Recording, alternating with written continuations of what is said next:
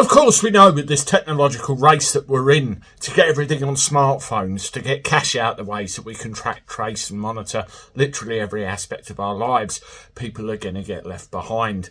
One section of people that I think about straight away are the pensioners, the old that aren't that technology savvy.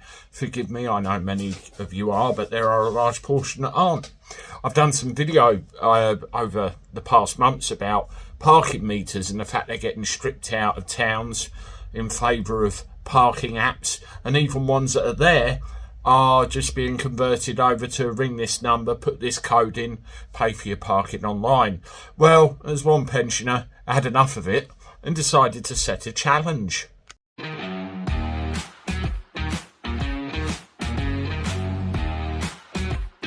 Everybody, welcome back to the channel. Hope you're all right. Thank you very much for joining me again. And it's the start of another week. Hope your weekend has been good. And those of you that joined me for my live stream last night, I thank you very much for that as well.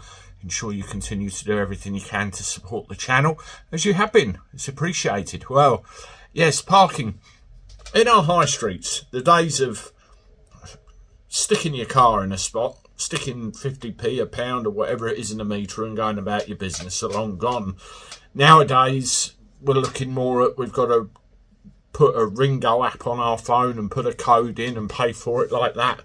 And even no parking meters at all. And a lot of older generation are just going to really struggle with it. Well, Brighton and Hove, an old age pensioner, decided to challenge a local councillor to drive to a certain location, sort out their parking all within 5 minutes before they got fined. Guess what? They refused. Yes, they know it's not possible. That's why. Let's have a look at this.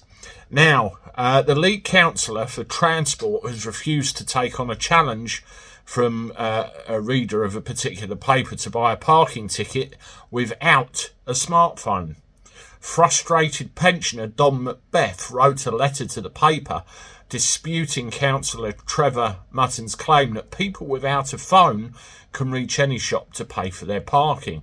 Well, this is the whole thing, isn't it? Put up or shut up. And I think this pensioner's got some backbone. I really like this story.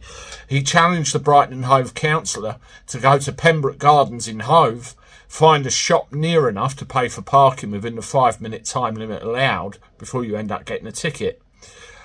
Don quipped that the councillor could employ famous sprinter Usain Bolt to run to a shop on his behalf if necessary. The councillor did not agree to take up Don's challenge, but did offer advice for the transition to pay by phone parking. Yeah, don't bother. We still want to put the coin in the slot.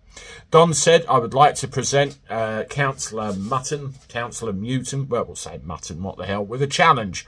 He's to drive his car to Pembroke Gardens in Hove, find a parking space at location 85511.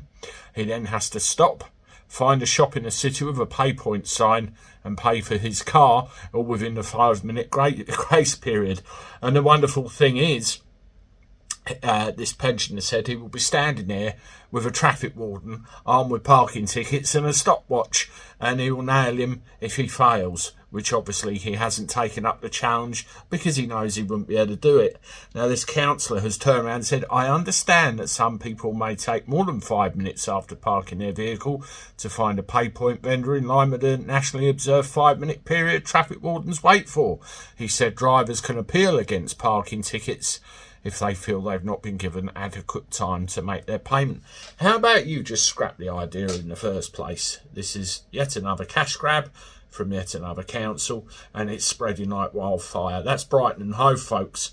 If you are from that neck of the woods, let me know if you know anything or you've seen any funny business going on. I'll see you shortly with one more. Toodaloo.